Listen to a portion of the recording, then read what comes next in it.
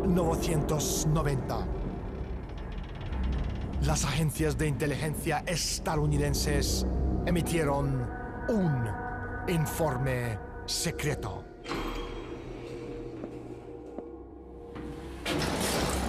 El documento decía que Yugoslavia iba a estallar en pedazos. Le endilgaron la culpa al presidente serbio Milosevic. Pero las motivaciones detrás del desmantelamiento de Yugoslavia no tienen nada que ver con la autodeterminación. Veremos.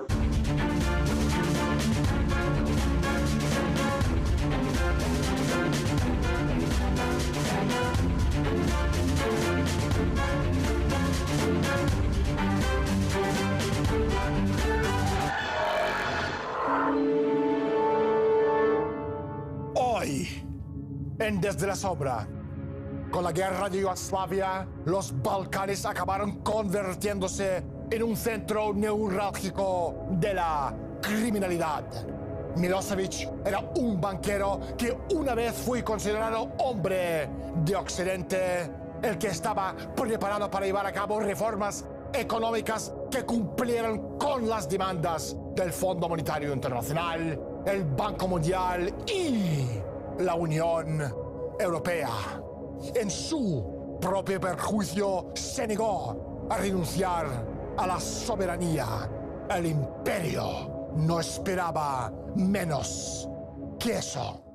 En un minuto hablaremos con Elena Ponomareova, máxima experta rusa sobre Kosovo y profesora del Instituto Estatal de Relaciones Internacionales de Moscú. Elena, gracias por estar con nosotros y bienvenida al programa. Hola, Daniel.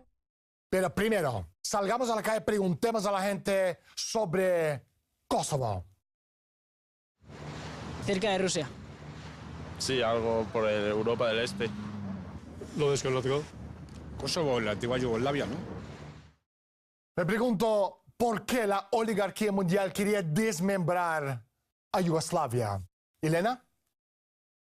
En realidad, las partes interesadas en la disolución de las formaciones políticas viables son bastante numerosas. Estas se pueden encontrar en forma de estructuras supranacionales, como lo son la Unión Europea y la OTAN, las corporaciones transnacionales, etc. Y en el caso particular de Yugoslavia, se trata de familias aristocráticas financieras, distintos tipos de estructuras cerradas, de las que usted, Daniel, ha escrito muchas veces. Se trata además de estructuras mafiosas concretas, es decir, son representantes del crimen internacional. Entre las principales causas de la desintegración de la Yugoslavia socialista y de las posteriores encarnaciones del Estado yugoslavo, como lo sucedido en Kosovo, es decir, la mutilación de la provincia serbia de Kosovo, se pueden encontrar motivos no solo económicos, sino también geopolíticos y, yo diría, hasta psicohistóricos.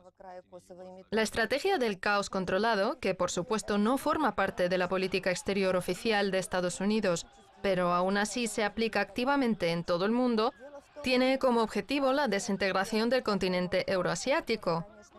Este objetivo es imposible sin la desintegración de Rusia y de sus estados aliados. Entre esos estaba Yugoslavia, que a pesar de ser formalmente neutral, era desde un punto de vista cultural e histórico muy cercana a Rusia. Y actualmente el gran aliado de Rusia en los Balcanes es Serbia. De hecho, los mismos serbios se denominan rusos balcánicos. Y la destrucción del Estado serbio se realizó hace 15 años de una forma violenta y sangrienta que no veíamos en Europa desde la Segunda Guerra Mundial. A lo largo de los años 90, mientras el mercado capitalista se ha propagado por los antiguos países socialistas de la Europa del Este y por la Unión Soviética, la Yugoslavia socialista ha intentado resistirse a la privatización de su industria y sus recursos naturales. Para acabar con esa resistencia, los países occidentales han desempeñado un papel fundamental en el resquebrajamiento de la Yugoslavia socialista. Para colonizar la región, la OTAN había entrado en un enfermizo matrimonio de conveniencia con la mafia y el comercio de narcóticos les permitió a Washington y a la oligarquía mundial financiar el conflicto de Kosovo con el objetivo final de desestabilizar al gobierno de Belgrado y colonizar los Balcanes por completo. Volvamos a la guerra de Kosovo. ¿Cuáles son las razones principales de la guerra de Kosovo? Al mismo tiempo, la naturaleza del capitalismo como sistema explica más a fondo las causas de esta guerra. Es que el capitalismo es un sistema que se desarrolla de manera extensa, absorbiendo espacios nuevos. La destrucción de espacios estatales, unidos territorialmente, tales como Yugoslavia, se hizo posible a través de la activación del enfrentamiento étnico. El monstruo del nacionalismo se despierta solo cuando se activa la guerra por el poder, la influencia y los recursos naturales. A principios de los años 90, cuando empezó la destrucción de la Unión Soviética y del sistema socialista, la guerra del capitalismo por el poder, la influencia y los recursos se desató en el territorio ex-yugoslavo. Resulta que la razón interna fue el conflicto serbio-albanés, cuando los albaneses de Kosovo se pusieron a luchar por su independencia con armas, desarrollando el movimiento separatista. Prácticamente se dedicaban a la actividad terrorista usando las armas y otros métodos de agresión sin acudir a las negociaciones. Por otra parte, este conflicto étnico fue usado activamente por grandes actores políticos internacionales para solucionar sus problemas globales. Se trata de la salida de Kosovo de Serbia, de la construcción de las bases militares y de la transformación del dicho territorio en la zona de tránsito para el tráfico de drogas y de otros productos de la actividad criminal. Aunque el gobierno estadounidense estaba apoyando a muerte el Ejército de Liberación de Kosovo, la DEA americana tenía claro que se trataba de un ejército narcotraficante. Michael Levine, el agente de la DEA, dijo lo siguiente: hace 10 años estamos armando y equipando los peores elementos de los mujahidines en Afganistán. Traficantes de drogas, contrabandistas de armas, terroristas antiestadounidenses. Ahora estamos haciendo lo mismo con el Ejército de Liberación de Kosovo, que está vinculado a todos los cárteles de la droga conocidos de Medio y Extremo Oriente. Una de las razones principales de la guerra es el nefasto negocio de la droga. Albania y Kosovo están en el corazón de la ruta balcánica que une la media luna dorada de Afganistán y Pakistán con los mercados de drogas de Europa. Esta ruta se valora aproximadamente en unos 500.000 millones de dólares al año y maneja el 80% de la heroína destinada a Europa. Con la destrucción de Kosovo y Serbia y la instalación del Ejército de Liberación de Kosovo como poder regional, la administración Clinton abrió una línea directa desde Afganistán hasta Europa Occidental. Otra razón de la guerra es el complejo industrial Trepka, el Kuwait de Serbia, situado en el norte de Kosovo, que lleva más de 2 milenios produciendo metales preciosos. Antes de la guerra de los Balcanes era el único punto de riqueza importante e indiscutible que aún no estaba en manos de los grandes capitalistas de Estados Unidos o Europa. Sin ir más lejos, la élite necesitaba su guerra como sea. Así que en febrero del año 1999, para impedir que las fuerzas combinadas de la OTAN, muy superiores a las suyas, los bombardearan hasta hacerlo desaparecer, los serbios se vieron obligados a tomar parte en las negociaciones de Rambouillet cerca de París. Con los términos presentados en Rambouillet, Kosovo se habría convertido prácticamente en una colonia de la OTAN. Pero para asegurarse de que la guerra era inevitable, la delegación norteamericana añadió una estipulación extraordinaria conocida como el Anexo B. Las fuerzas y el personal de la OTAN deberían tener acceso sin restricciones a toda Yugoslavia y a sus aeropuertos, sus ferrocarriles, sus puertos, sus servicios de telecomunicaciones y ondas. Todo ello sin ningún coste y con inmunidad respeto cualquier jurisdicción de las autoridades yugoslavas. La OTAN también tendría la opción de modificar a su gusto todas las infraestructuras de Yugoslavia.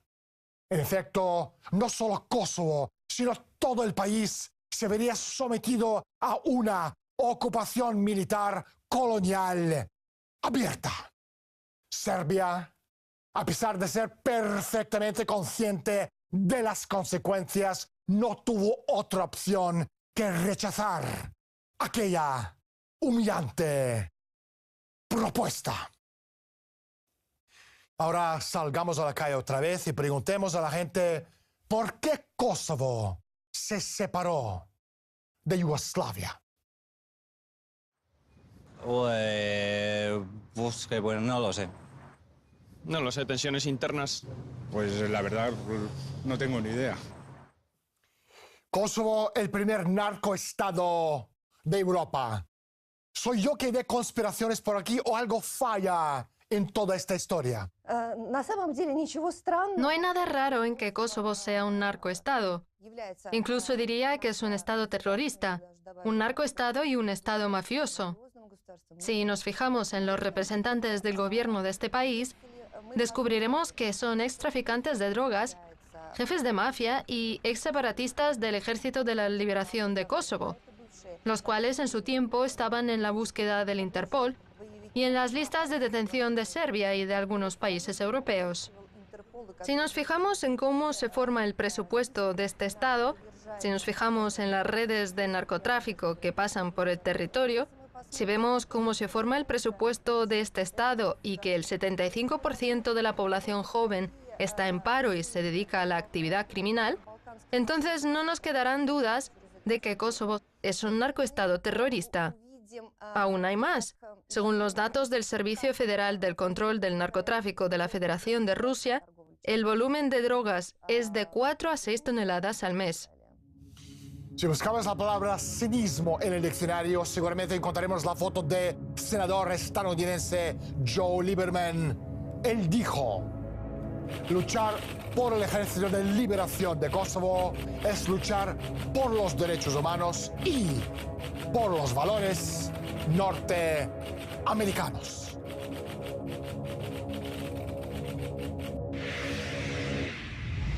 Seguimos indagando sobre el Ejército de Liberación de Kosovo. ¿De dónde viene el ELK y cuáles son los inicios criminales de Thaçi? Es un asunto muy interesante y muy importante. Lo que pasa es que nada surge de la nada. Para que el Ejército de Liberación de Kosovo se convirtiera en una estructura política y militar seria, tuvieron que pasar años. En realidad se considera que la historia de la aparición del Ejército de Liberación comienza incluso en los años 70, cuando los albaneses kosovares, más opositores al régimen de Tito, debido a su actividad todavía radical en los años 70-80, se vieron obligados a abandonar la Yugoslavia socialista. Como regla general, se instalaban no muy lejos de Yugoslavia, en Suiza, Albania, Alemania, raras veces Italia o Estados Unidos. Pues precisamente en el territorio de Suiza, Albania y Alemania se formaron los grupos más radicales de los albaneses kosovares, que inicialmente se describían como de izquierdas. Ante todo eran grupos marxistas radicales. En particular, a finales de los años 80 y a principios de los 90, ahí se dejó notar Hashim Thaçi, que emprendía toda una serie de actividades clandestinas en Zúrich, Suiza. La primera intervención armada, el Ejército de Liberación de Kosovo, la llevó a cabo en 1997.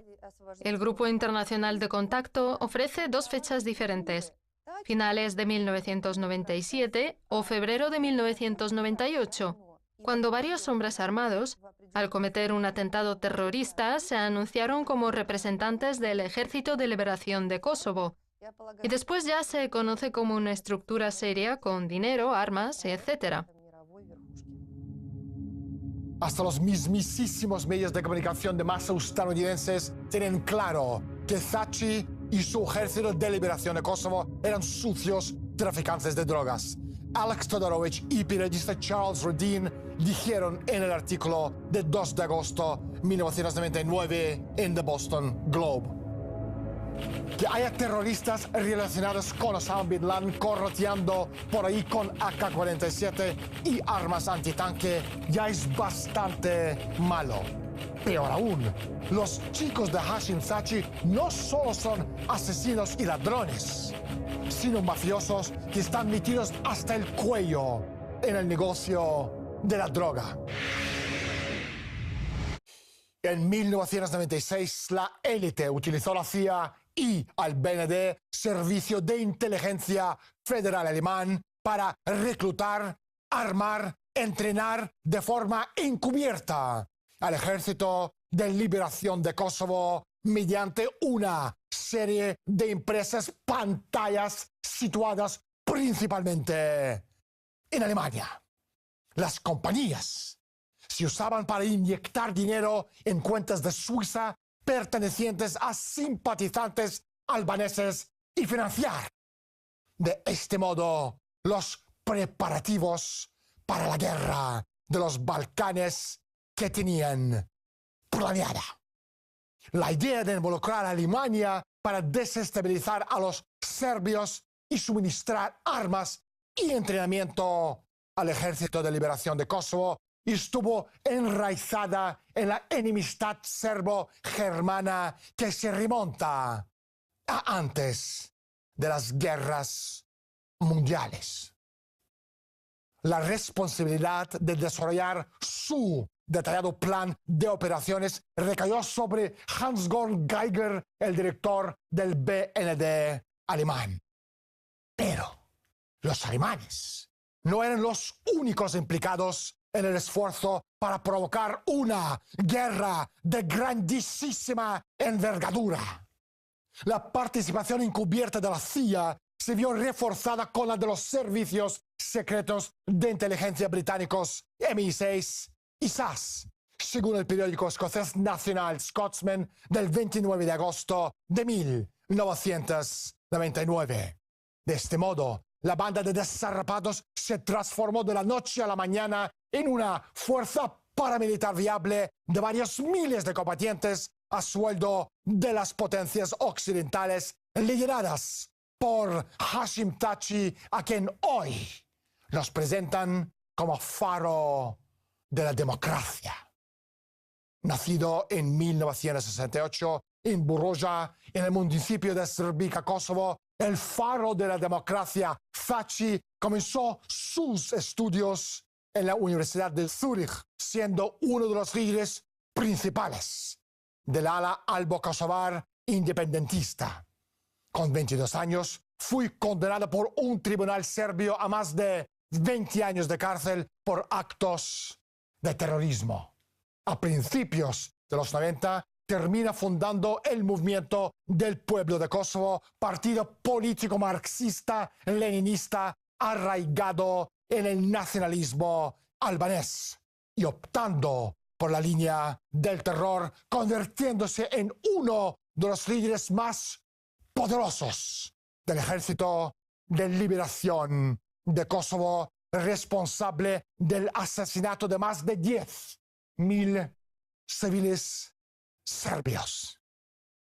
Interpol y Europol vinculan a Thaçi y a su banda de degenerados con el crimen organizado, el tráfico de drogas, el tráfico de órganos humanos, el fundamentalismo islámico y el propio y mismísimo Osama Bin Laden, dado que el hermano del líder de una organización yihadista egipcia y uno de los comandantes militares de Osama Bin Laden dirigió una unidad de élite del ELK durante el conflicto de Kosovo. Todo ello con el permiso cínico de la OTAN, Estados Unidos y sus aliados de Europa. Salgamos a la calle y preguntemos a la gente cuál es el producto principal de exportación de Kosovo? Lo desconozco. Drogas y órganos humanos. Tráfico de órganos y drogas.